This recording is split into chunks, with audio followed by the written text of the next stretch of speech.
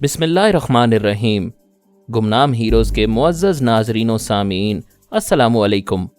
Doctor محمد اونیب سلیمی کے ساتھ آپ سن رہے ہیں دیوتا۔ تو آئیے بڑھتے ہیں کہانی کی جانب۔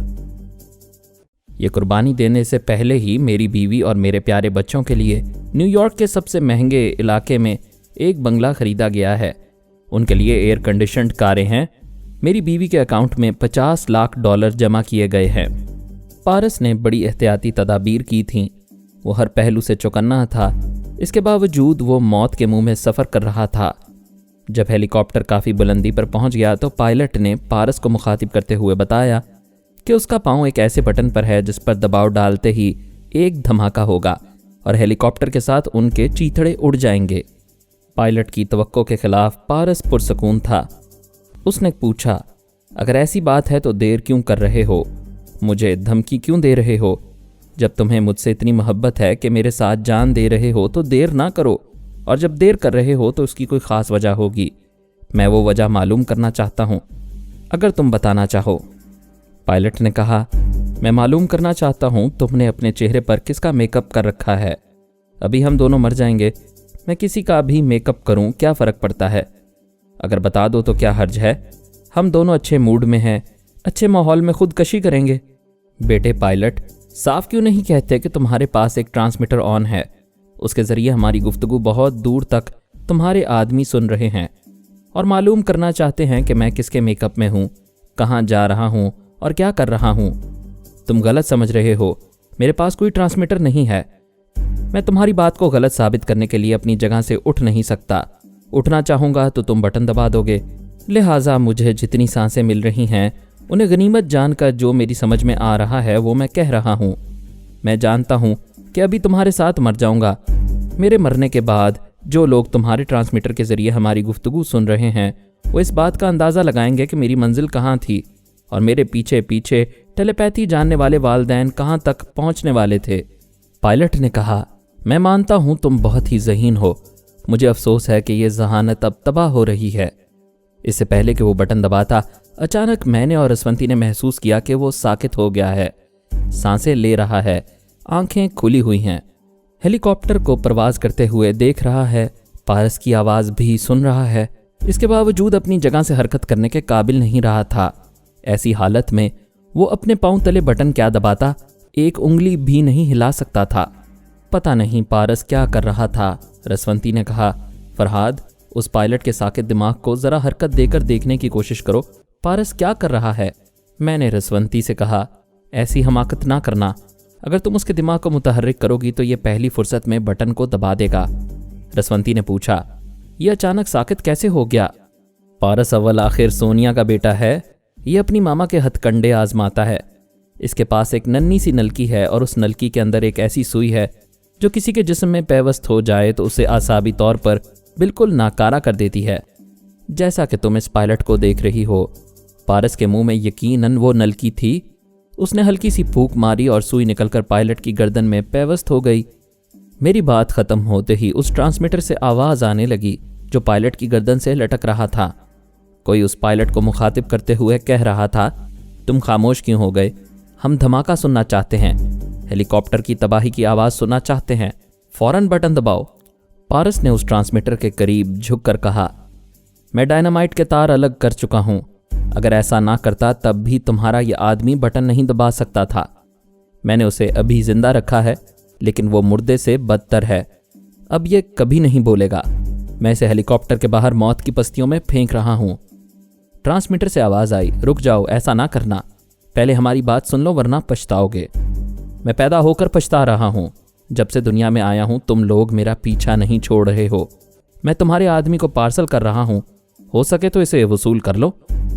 پارس نے ہیلی کاپٹر کے سلائیڈنگ ڈور کو ایک طرف سرکایا، پھر پائلٹ کی حفاظتی سیٹ بیلٹ کھول کر اسے ایک لات ماری۔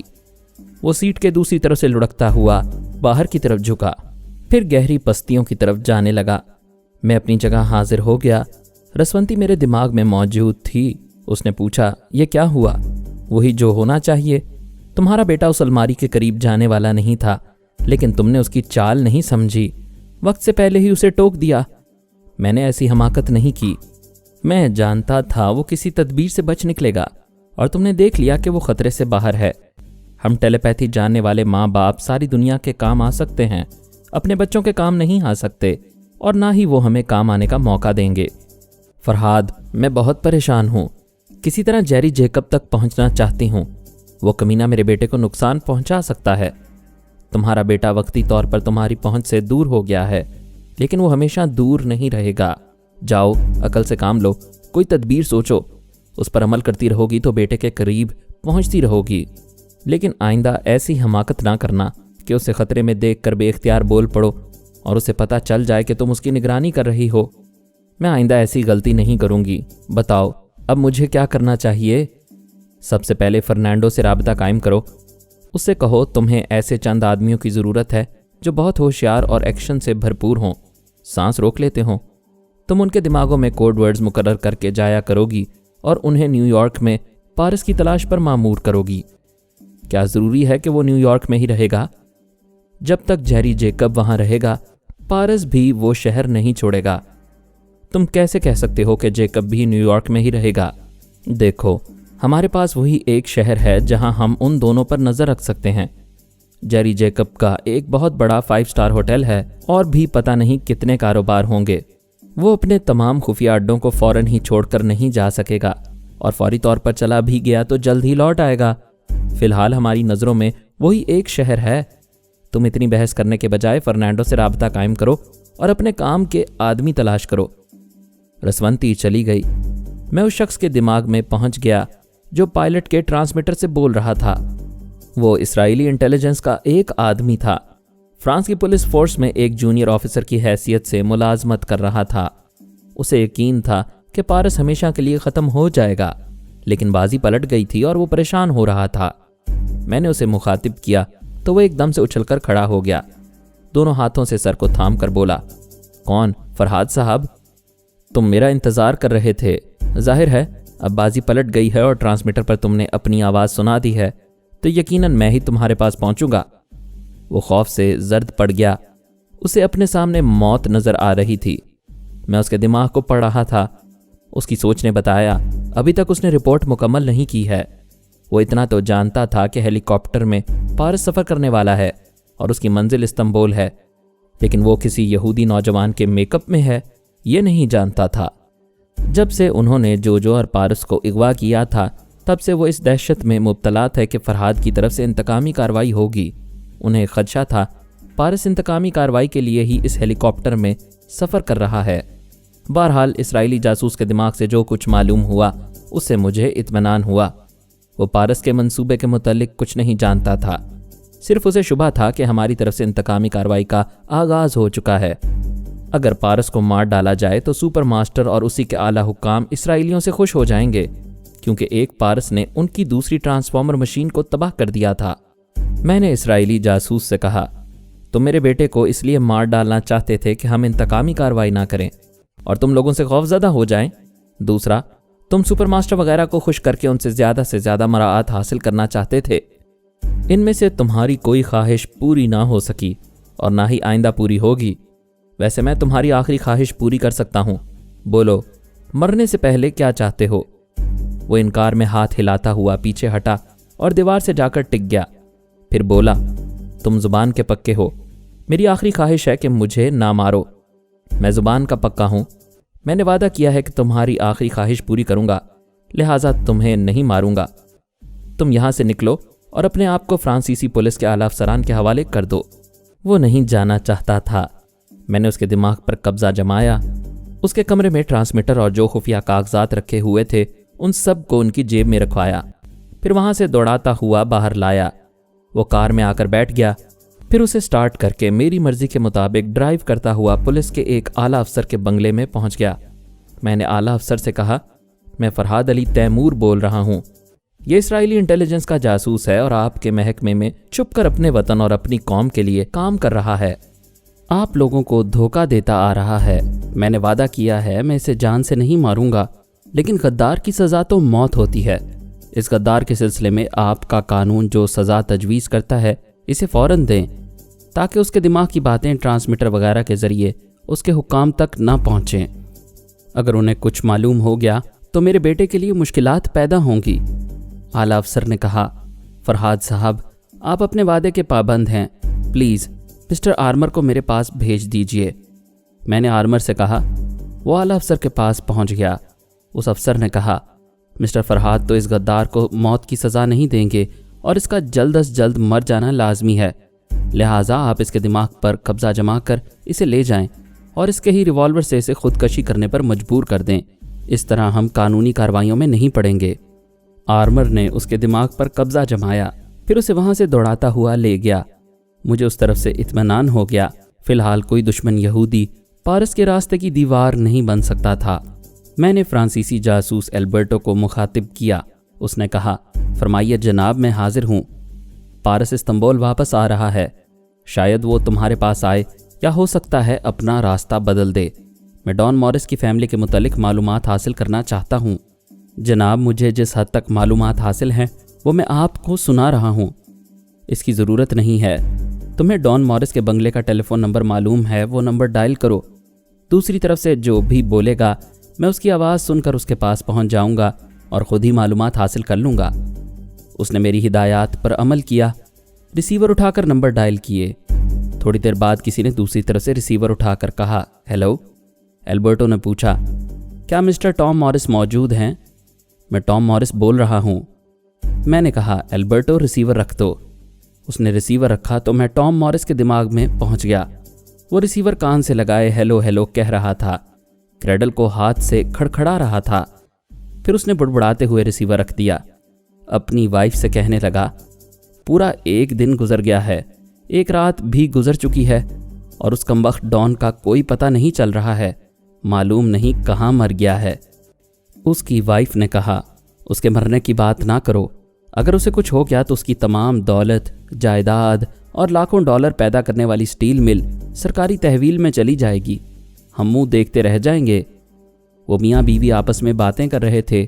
میں ان کے ذریعے سیم مورس اور ٹام مورس کی بیٹی سمارتھا کے دماغ تک پہنچ گیا۔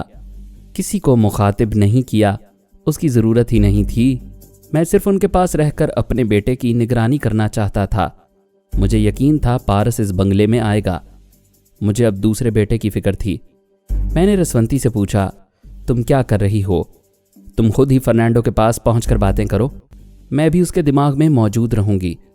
میں نے فرنینڈو کو مخاطب کیا تو اس نے چہک کر کہا، تم دنیا کے بدترین خود غرض اور بے مروت انسان ہو، تمہیں پھر میں یاد آ گیا ہوں۔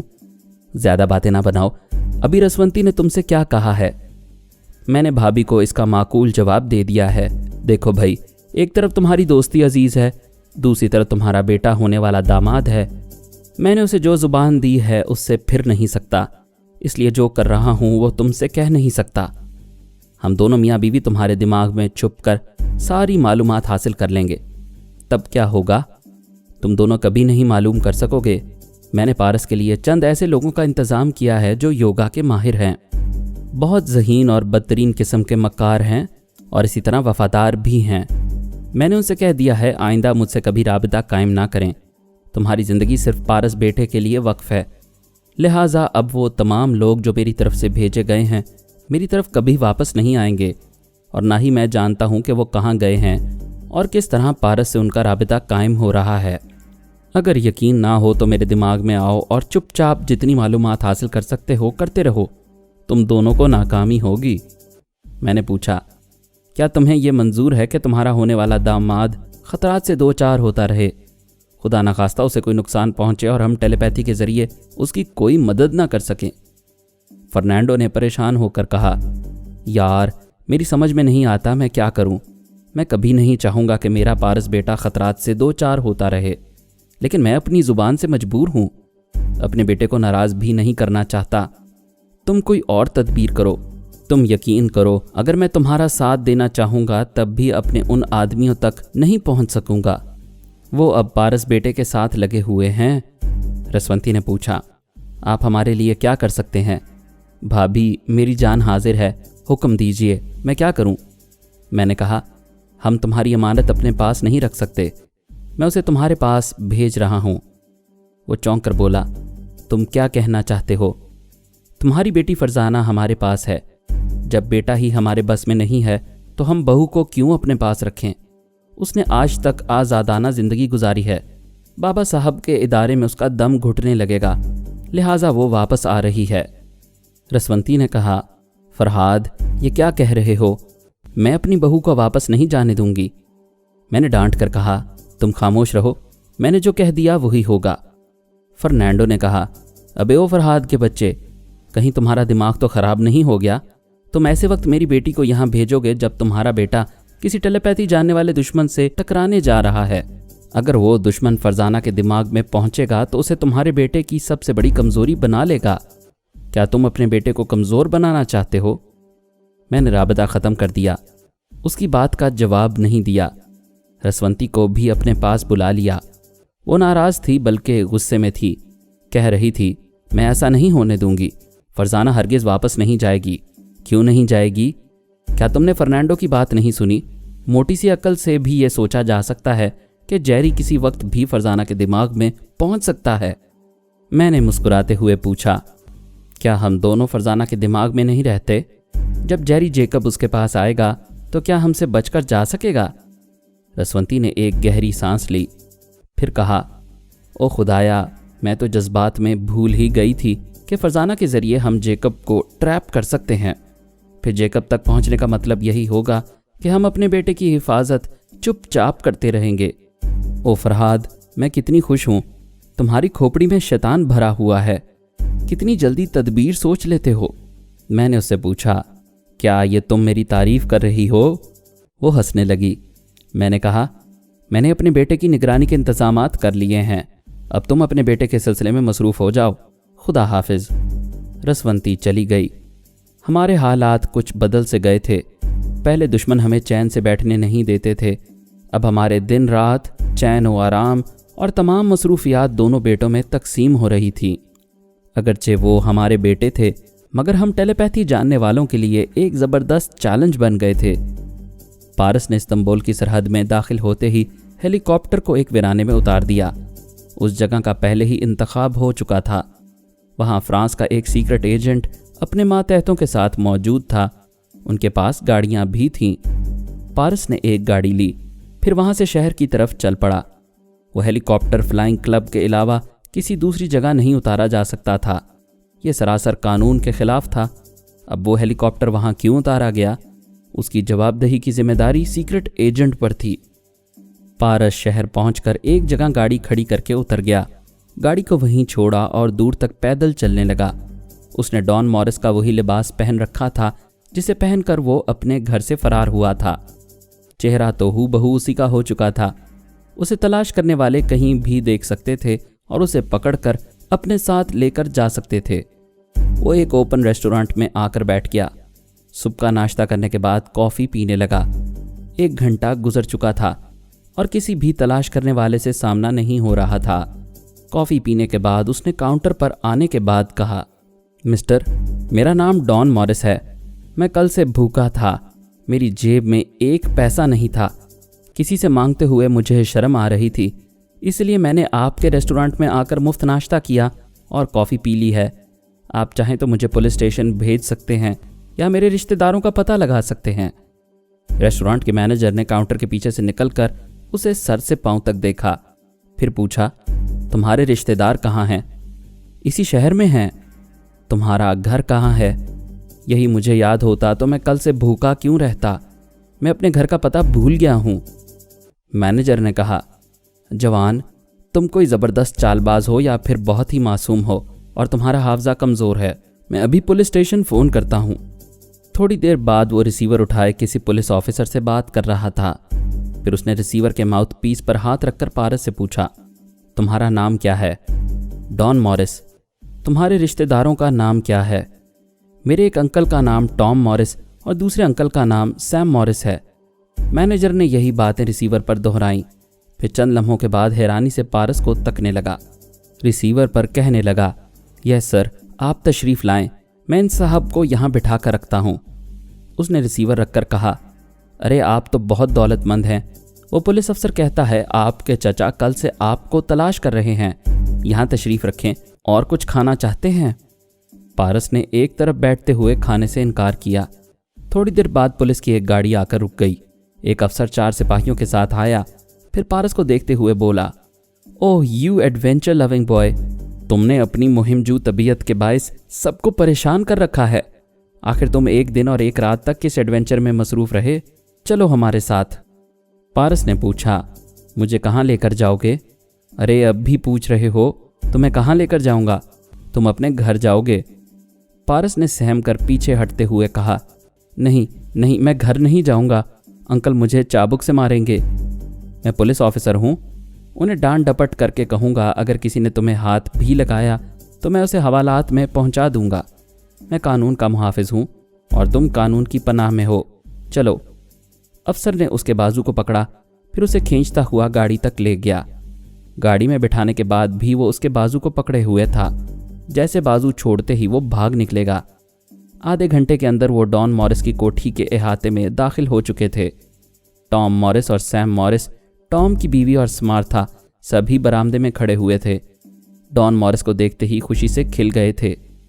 گاڑی رکتے ہی ٹام مورس نے دونوں بازو پھیلا کر آگے بڑھتے ہوئے کہا، او میرے بچے، میرے ڈان، تم کہاں غائب ہو گئے تھے؟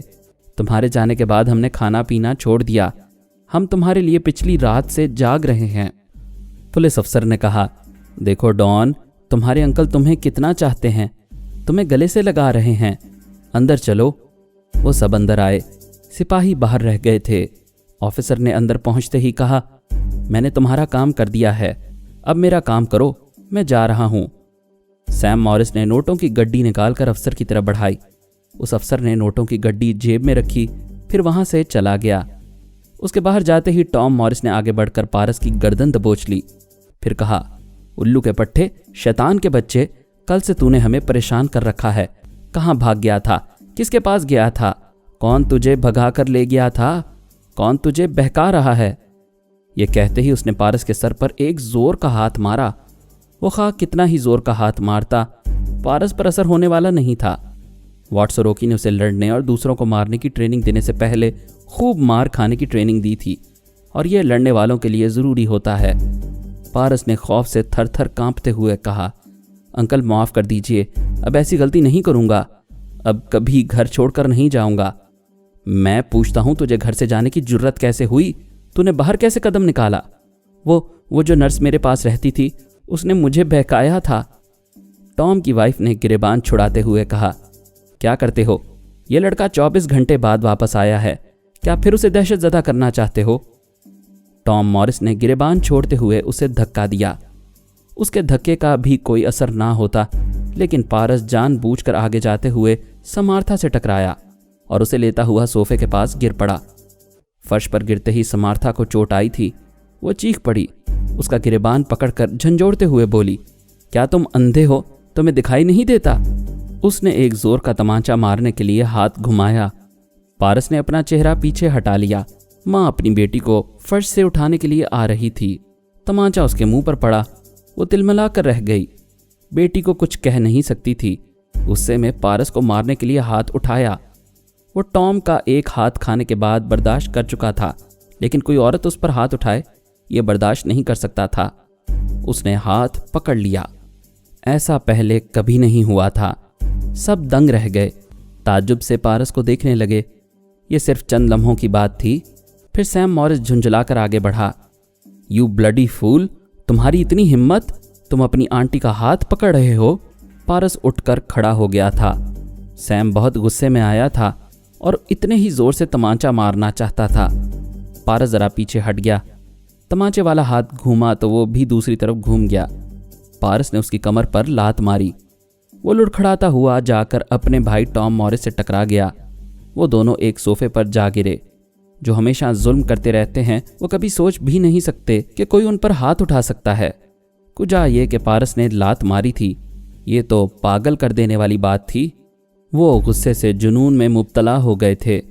دونوں بھائیوں نے تیزی سے اٹھ کر پہلے تو حیرت سے، نفرت سے اور غصے سے دیکھا، پھر دونوں نے آگے بڑھ کر اسے دو طرف سے پکڑ کر پیٹنا چاہا۔ اس سے پہلے ہی دونوں کے منہ پر 2 کراٹے کے ہاتھ پڑے۔ وہ پھر لڑکھڑا کر پیچھے گئے۔ جب انہوں نے اپنے منہ پر ہاتھ رکھا تو ہتھیلی خون سے تر ہونے لگی۔ وہ شدید تکلیف محسوس کر رہے تھے، یوں لگ رہا تھا جیسے جبڑے ہل کر رہ گئے ہوں۔ سمار تھا اور اس کی ماں خوف زدہ ہو کر چیخ رہی تھی اور پارس کو ایسے دیکھ رہی تھی جیسے ڈان مورس کے اندر کوئی شیطان سما گیا ہو۔ بنگلے کے اندر کام کرنے والے ملازم وہاں آ گئے تھے اور دور ہی سے تماشا دیکھ رہے تھے۔ پارس نے تنبیہ کے انداز میں انگلی اٹھا کر کہا، روما مجھے ایسی جگہ لے گئی تھی جہاں پہنچ کر انسان کی کایا پلٹ جاتی ہے، آدمی کا دماغ بدل جاتا ہے، اس کی تقدیر بھی بدل جاتی ہے۔ ٹام مورس نے غصے سے دانت پیس کر کچھ کہنا چاہا، لیکن دانت پیسنے کے باعث جبڑے دکھنے لگے۔ وہ کراہ کر رہ گیا۔ سیم نے پوچھا، روما تمہیں کہاں لے گئی تھی؟ میں اچھی طرح نہیں جانتا، میں نے اس شہر کو کبھی دیکھا نہیں، کبھی تم لوگوں نے مجھے بنگلے سے باہر جانے ہی نہیں دیا۔ وہ مجھے ایک سائنسدان کے پاس لے گئی تھی، وہ سائنسدان کچھ انوکھے تجربے کر رہا تھا۔ وہ سب حیرانی سے اس کی باتیں سن رہے تھے، انہیں یقین نہیں آ رہا تھا، لیکن ان کی باتوں سے رسنے والا خون یقین دلا رہا تھا کہ ڈان مورس میں زبردست تبدیلی آئی ہے۔ پارس نے کہا، اس سائنسدان نے ایسی دوائیں اور انجیکشن تیار کیے ہیں جن کے ذریعے کن ذہن جوانوں کو ذہین اور حاضر دماغ بنایا جا سکتا ہے۔ جو جسمانی طور پر کمزور ہوتے ہیں وہ شاذور ہو جاتے ہیں۔ سائنسدان نے کل صبح سے پچھلی رات تک 4 بار مجھے مختلف قسم کی دوائیں کھلائیں اور پلائیں، پھر 6 بار انجیکشن لگائے۔ اب میں محسوس کر رہا ہوں جیسے میں بے پناہ قوتوں کا مالک ہوں۔ کوئی بات ایک حد تک برداشت کر سکتا ہوں، اگر بات حد سے گزر جائے تو میں اس کا رد عمل ظاہر کرتا ہوں، جیسا کہ اس وقت کر رہا ہوں۔ اس نے ٹام مورس اور سیم مورس کو ایک ایک گھونسا جڑتے ہوئے کہا، جب تک میرا غصہ ٹھنڈا نہیں ہوگا میں تم دونوں کی پٹائی کرتا رہوں گا۔ اس سائنسدان نے بھی مجھے غصہ دلایا تھا، میں نے اس کی بھی پٹائی کی تھی۔ اس نے غصہ ٹھنڈا کرنے کے لیے مجھ پر پانی پھینکا تو میں بالکل ٹھنڈا ہو گیا، میرا غصہ ختم ہو گیا۔ ٹام مورس نے غصے سے گرجتے ہوئے کہا، تمہارا جنون پانی سے نہیں چابک سے ٹھنڈا ہوگا، ابھی تمہیں پتہ چلتا ہے۔ وہ پاؤں پٹکتا ہوا دوسرے کمرے میں گیا، پھر وہاں سے ایک چابک نکال کر آیا۔ اتنی دیر میں پارس سیم مورس کی اچھی طرح پٹائی کر چکا تھا اور وہ مار کھا کھا کر لہو لہان ہو رہا تھا۔ سمار تھا اور اس کی ماں خوف زدہ ہو کر دور چلی گئی تھیں اور تھر تھر کانپ رہی تھیں۔ ٹام مورس چابک لے آیا، پھر اسے گھما کر پارس کو مارنا چاہتا تھا کہ اس نے چابک کے سرے کو پکڑ لیا۔ اب دونوں کے ہاتھوں میں چابک کے 2 سرے تھے۔ ٹام چابک کو اپنی طرف کھینچ رہا تھا لیکن کھینچ نہیں سکتا تھا۔ جب اس نے پورا زور لگایا تو پارس نے ایک جھٹکا دیا، چابک کا دستہ ٹام کے ہاتھ سے نکل گیا۔ اب وہ چابک پارس کے ہاتھوں میں تھا۔ سمارتھا کی ماں نے چیخ کر کہا، ٹام یہ تمہیں مار ڈالے گا، تمہیں بھی سیم کی طرح لہو لہان کر دے گا، اس پر جنون سوار ہو گیا ہے، میں کہتی ہوں کوئی اس پر پانی ڈالے۔ اس کی بات ختم ہونے سے پہلے ہی پارس نے چابک گھما کر ٹام کو مارا تو اس کے حلق سے چیخ نکل گئی۔ وہ ایک ہی چابک کھا کر بھاگنا چاہتا تھا۔ پارس نے اپنا ہاتھ گھماتے ہوئے چابک کو اس کی ٹانگ میں پھنسایا، پھر کھینچا تو وہ بھاگنے سے پہلے ہی اوندھے منہ گر پڑا۔ پھر اس کی پیٹھ پر اور اس کے جسم کے دوسرے حصوں پر چابک کی مار بتانے لگی کہ ڈان مورس اب تک کیسی اذیتیں برداشت کرتا رہا تھا، کس طرح چابک اس کے جسم پر انگارے کی طرح سلگتی تھی، اس کے کپڑے پھٹ جاتے تھے، جسم کی کھال پھٹ جاتی تھی اور خون رسنے لگتا تھا۔ آج وہی کچھ ٹام کے ساتھ ہو رہا تھا۔ سمارتھا اپنے باپ کے ساتھ یہ ظلم ہوتے نہ دیکھ سکی، جلدی سے دوڑ کر پانی لے آئی، پھر اسے پارس کے اوپر پھینکا۔ اچانک ہی پارس کے ہاتھ سے چابک گر پڑا، وہ جیسے چونک کر اپنے آس پاس دیکھنے لگا، دونوں ہاتھوں سے سر تھام کر بولا، مجھے کیا ہو گیا تھا، یہ سب کچھ کیا ہو رہا ہے؟ ٹام اور سیم اپنے لہو میں بھیگ رہے تھے، انہوں نے آج اتنی مار کھائی تھی کہ شاید بچپن میں کبھی اپنے باپ یا استاد سے بھی نہیں کھائی ہوگی۔ فی الوقت وہ بولنے کے قابل نہیں رہے تھے اور نہ ہی یہ سوچ سمجھ سکتے تھے کہ ڈان مورس کیا تماشے کر رہا ہے۔ کبھی جنون میں مبتلا ہو کر شاذور بن جاتا ہے اور کبھی پانی بدن پر ڈلتے ہی کمزور اور بزدل نظر آنے لگتا ہے۔ سمارتھا اور اس کی ماں ہوش و حواس میں تھیں، وہ حیرانی سے پارس کو دیکھ رہی تھیں، آہستہ آہستہ اس کے قریب آنا چاہتی تھیں، یقین کرنا چاہتی تھی کہ ڈان مورس کا جنون اور شاذوری ختم ہو چکی ہے اور وہ پہلے کی طرح مٹی کا کیڑا بن گیا ہے جسے وہ ہمیشہ کی طرح اپنی سینڈل تلے کچل سکتی ہیں۔ سمارتھا نے فرش پر پڑے ہوئے چابک کو دیکھا، پھر ڈرتے ڈرتے اسے جھک کر اٹھا لیا۔ پارس نے ایک دم سے سہم کر پیچھے ہٹتے ہوئے کہا، نہیں مجھے نہ مارنا، میرا کوئی قصور نہیں ہے، وہ سائنسدان کہتا تھا جب مجھے مارا جائے گا، مجھے غصہ دلایا جائے گا تو میں شاذور بن جاؤں گا، اور پانی ڈالا جائے گا تو کمزور ہو جاؤں گا۔ سمارتھا نے اس کی طرف بڑھتے ہوئے پوچھا، کیا ابھی تم کمزور اور بزدل ہو؟ یہ میں نہیں جانتا مجھے کیا ہو جاتا ہے اور میں اس وقت کیا ہوں، بس مجھے اس چابک سے ڈر لگ رہا ہے۔ تمہارے بیان کے مطابق اگر میں تمہیں ماروں گی تو تم پھر جنون میں مبتلا ہو جاؤ گے اور شاذور ہو جاؤ گے اور میری بھی پٹائی کرو گے۔ اگر تم پر پانی ڈالا جائے گا تو تم پھر کمزور بن جاؤ گے۔ ہاں یہی بات ہے۔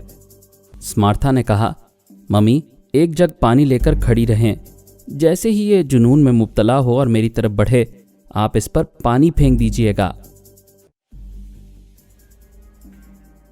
مزید اقساط سننے کے لیے ہمارے چینل کا سبسکرائبر بنیں اور ساتھ ہی بیل آئیکن کو کلک کریں تاکہ آپ کو ہر آنے والی نئی ویڈیو کی نوٹیفیکیشن ملتی رہے۔